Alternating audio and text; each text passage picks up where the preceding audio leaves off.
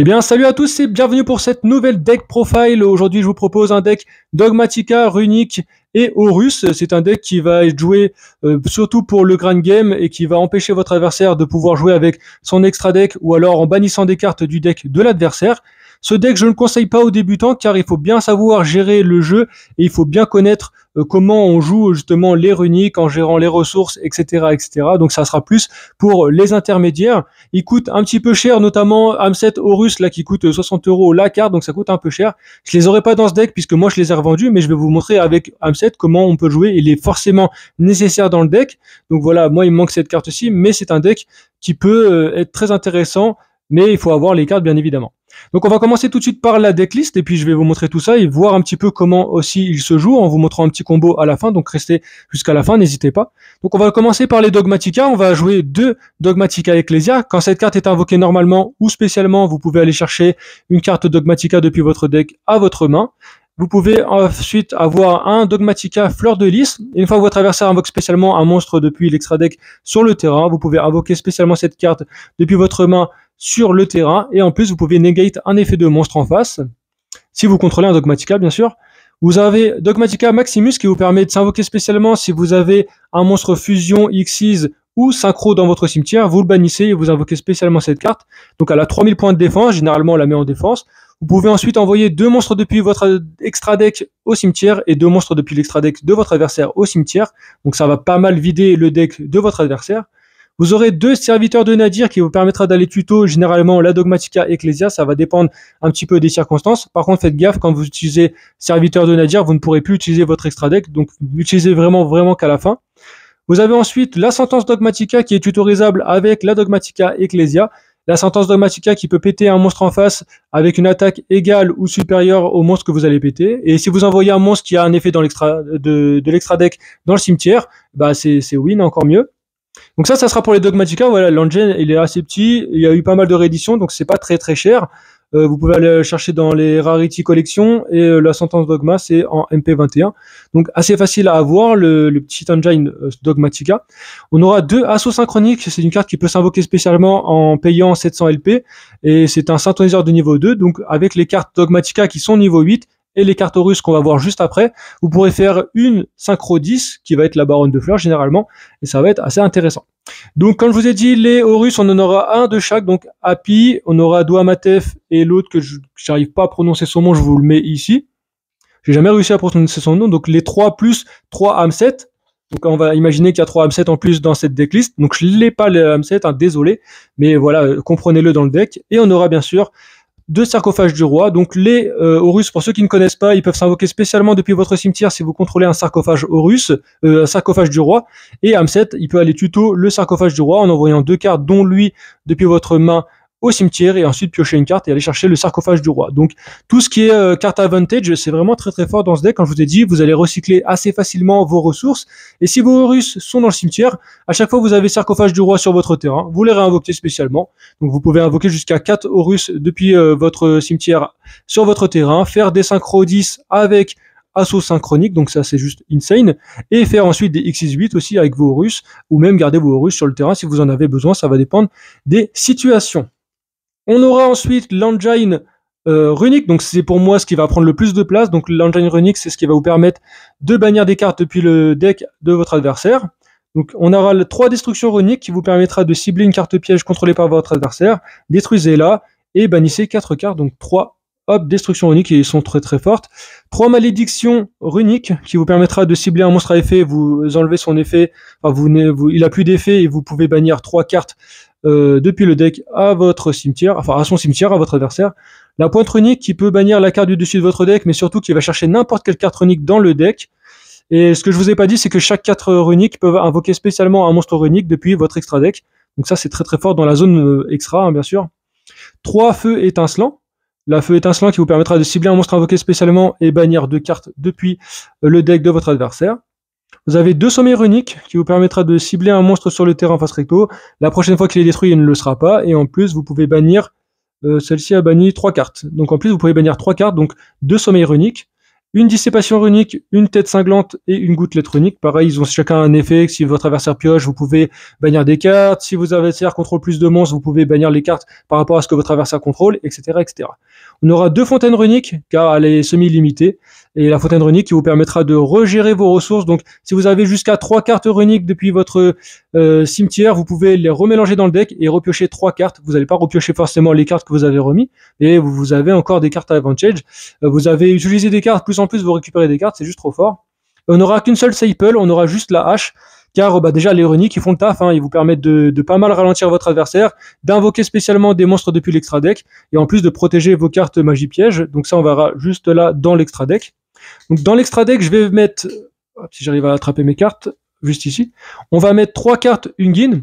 Donc des Ungin qui vous permet de protéger vos monstres, vos cartes magie piège généralement, et en plus vous permet de défausser une carte et d'aller chercher n'importe quelle carte runique. Donc généralement on va chercher le terrain. Et si plusieurs cartes que vous contrôlez vont être détruites par un effet de monstre, vous pouvez bannir cette carte que vous contrôlez à la place. Et si cette carte est sur le terrain et détruite au combat, vous pouvez la renvoyer dans l'extra deck. Donc voilà, une Ungin qui est juste trop forte. On aura Munin qui vous permet à chaque end phase de gagner 1000 LP. Et en plus, ajouter une magie, vous pouvez défausser une carte, ajouter une magie continue runique depuis votre deck à votre main. Donc celle-ci, on s'en fout un peu puisqu'on n'a pas de magie continue runique.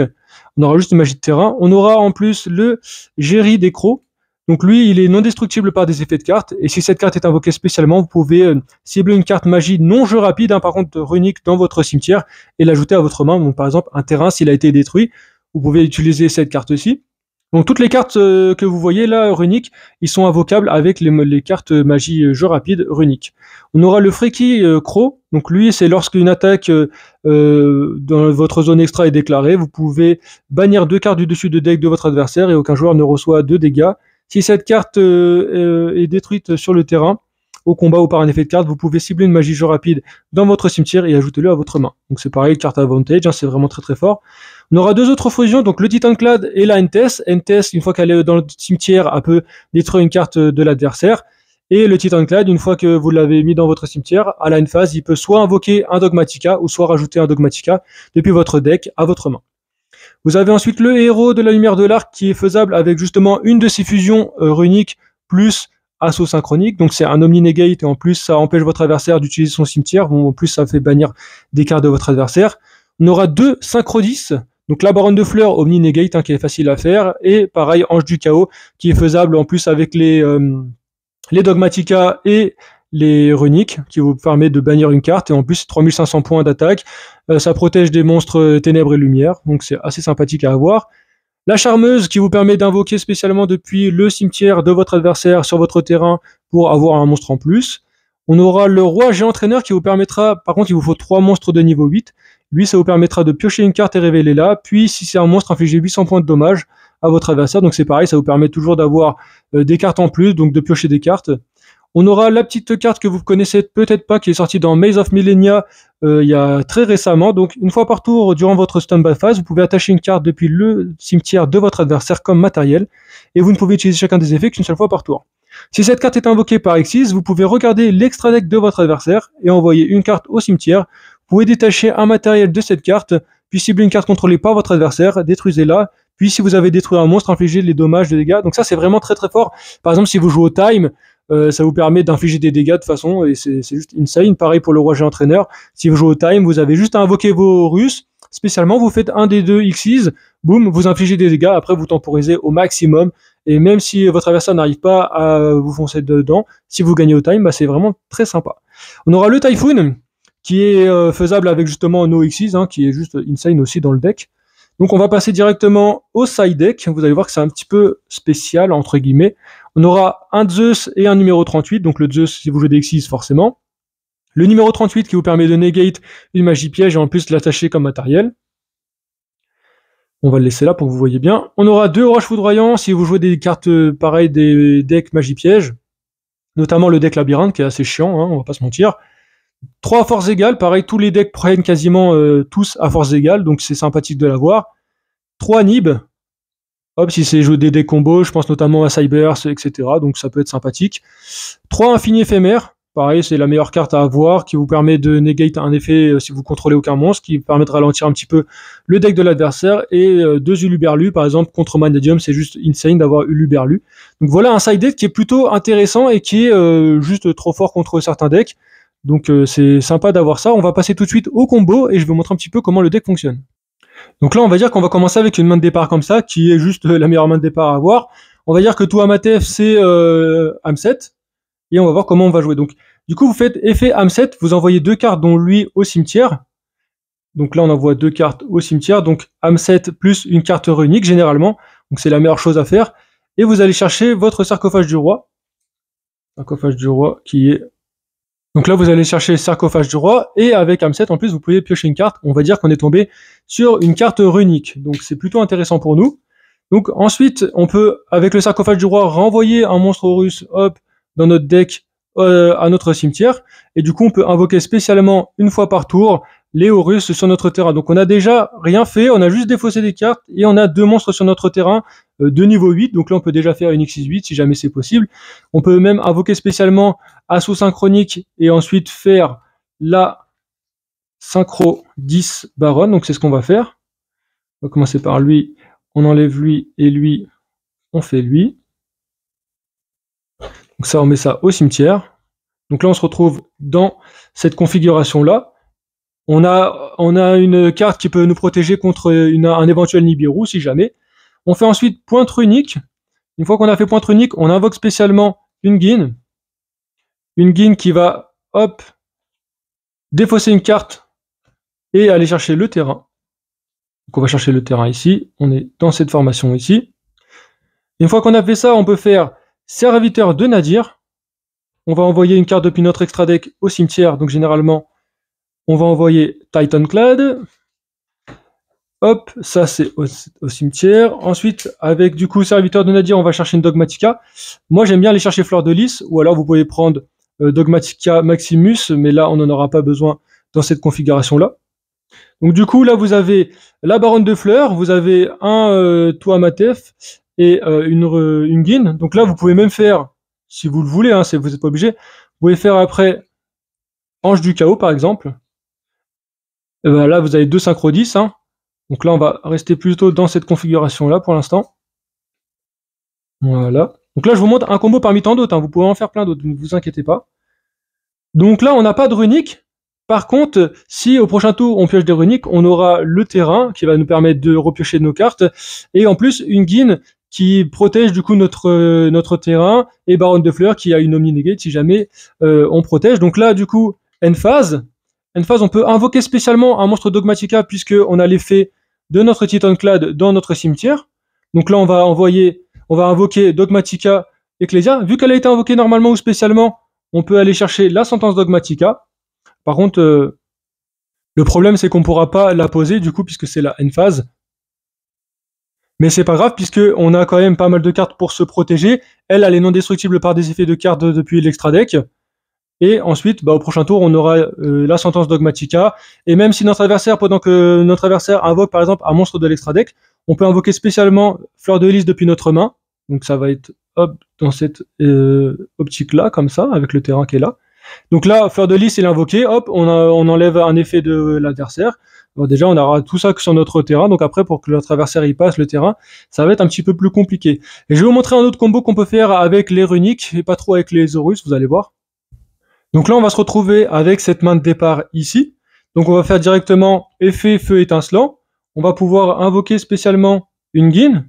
Effet une Guine, on défausse une carte depuis notre main. Et on va chercher le terrain. Le terrain. Donc là, on va chercher le terrain runique. Donc vous le mettez ici. Ça va au cimetière. Donc on aura un Horus et un runique. Si jamais on a un sarcophage du roi, on peut l'activer. On va dire qu'on l'a pas, mais si on l'avait, on pouvait l'activer, renvoyer encore une Horus dans notre cimetière et réinvoquer nos 2 autres Horus. Donc ça c'est pareil, c'est assez sympathique à faire, mais là c'est pas le cas. Du coup ensuite, il nous reste ça dans notre main. On peut faire, hop, invocation norme Ecclesia. On va chercher une carte Dogmatica, donc on va chercher la sentence Dogmatica. On la pose face recto, ici. Ensuite, vous faites effet par exemple sommeil runique, vous visez un monstre. vous la mettez dans le cimetière. Une fois que vous avez fait ça, vous avez activé l'effet de votre terrain, donc on recycle nos 2 cartes runiques, et ensuite on peut repiocher 2 autres cartes depuis notre deck. Donc on va dire, on va avoir Assaut Synchronique et la Fleur de Lys. Donc ça, Fleur de Lys, on va le garder. Par exemple, après vous faites Assaut Synchronique, Invocation Spé, vous faites Ungin et Assaut Synchronique, et vous invoquez spécialement, hop, Héros de la Lumière de l'Arc, juste ici, avec ces 2 monstres-ci. Donc là, dans votre cimetière, vous avez ça. Vous avez une Omni Negate et Ecclesia qui n'est non destructible. Là, vous avez repioché des cartes, donc peut-être que vous aurez d'autres cartes runiques dans votre main. Donc soit après vous l'activez, par exemple, on va dire qu'on a pioché pointe runique, vous l'activez, vous allez chercher une autre runique, vous avez déjà ça dans votre cimetière. Si au prochain tour, votre adversaire va activer un effet, vous faites par exemple, je vais la trouver, on va faire par exemple, hop, la carte qu'on a été chercher avec pointe runique, feu étincelant, on aura 2 cartes runiques dans notre cimetière, effet terrain, on reprend les 2 cartes, on va récupérer 2 autres cartes depuis notre deck à notre main. Ensuite, s'il invoque spécialement, on a la Fleur de Lys, donc Fleur de Lys, effet, ça négate un effet de carte. Vous avez encore la petite staple que vous pouvez avoir dans votre main, et on a bien sûr la Sentence Dogmatica. Sentence Dogma, on active son effet. Donc là, je vous dis un peu tous les effets que vous pouvez faire. Il faut les faire dans un certain ordre, bien évidemment, hein. Donc c'est pour ça que je dis que c'est pas vraiment pour les débutants. Donc là, après, par exemple, effet sentence, vous détruisez un monstre et vous faites Entes. Entes appelle une carte sur le terrain. Voilà, donc ça, en plus, ça empêche votre adversaire de les mettre dans le cimetière, ça les va à la banne directement. Et après, bah, vous repartez sur un autre deck, hein, enfin sur un autre terrain. Si vous avez pioché Sarcophage du Roi, vous faites vos Horus qui sont dans votre cimetière, etc., etc. J'espère en tout cas que je vous ai pas trop embrouillé avec mes explications.